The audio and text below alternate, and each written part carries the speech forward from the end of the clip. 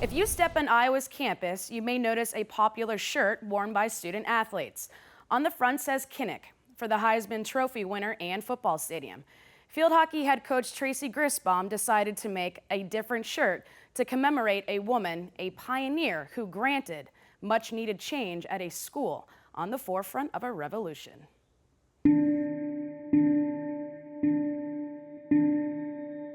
Amid the cornfields of Iowa City, Grant Field serves as the home turf of the Iowa field hockey team.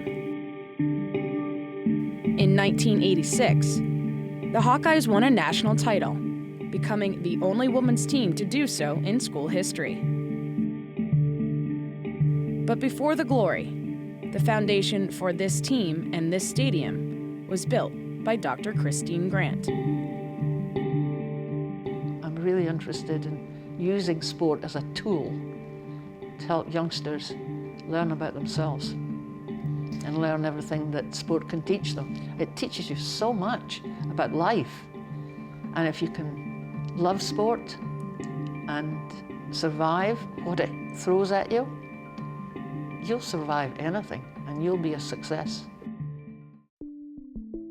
Dr. Grant was born and raised in Bo'ness, Scotland.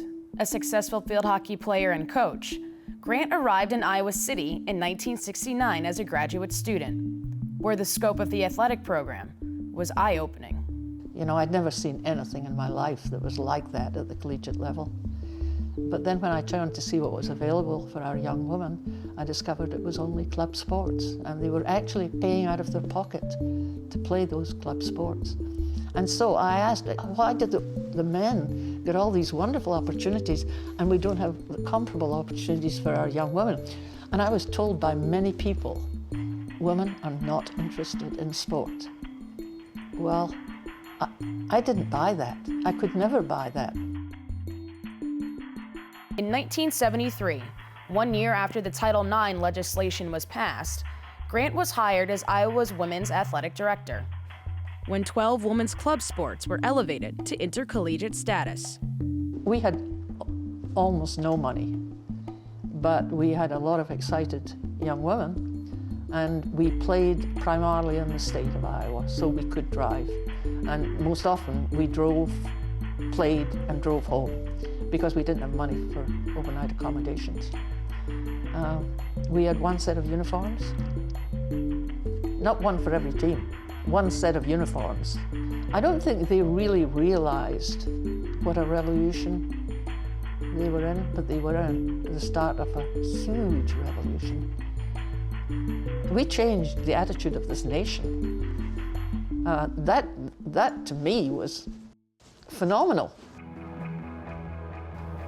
The revolution was marked by a seminal moment in sport, the Battle of the Sexes, the tennis match between Bobby Riggs and Billie Jean King in 1973.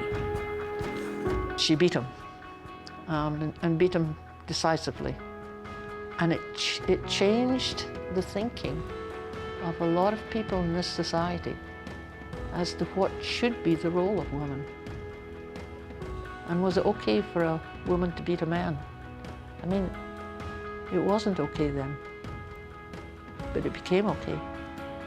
Under Grant's leadership, women's athletics thrived at Iowa and nationally, where she also served as the president of the AIAW in 1980, the then governing body for women's intercollegiate sports.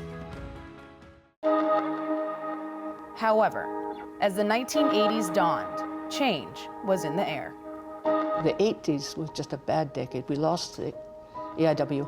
In 1984, we lost Title IX, and that just blindsided us. We had no idea that we would ever lose a law that said you must be as fair to your daughters as you are to your sons.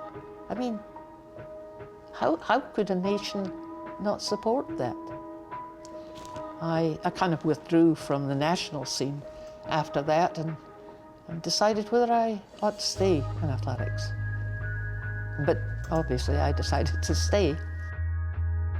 With more time to focus attention to Iowa, Grant sought a new women's basketball coach and set her sights on Vivian Stringer. I think the first words out of her mouth were, A, I'm I love being at Cheney State.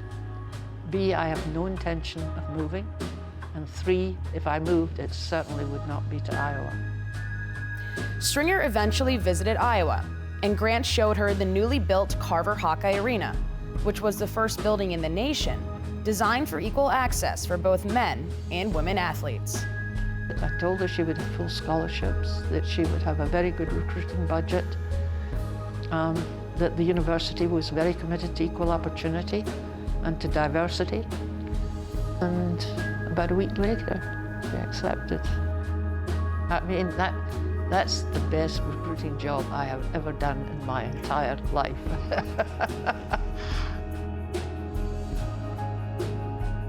Vivian Stringer would continue on to much success while at Iowa, streaming together one of the most dominant periods of Hawkeye basketball in the Big Ten.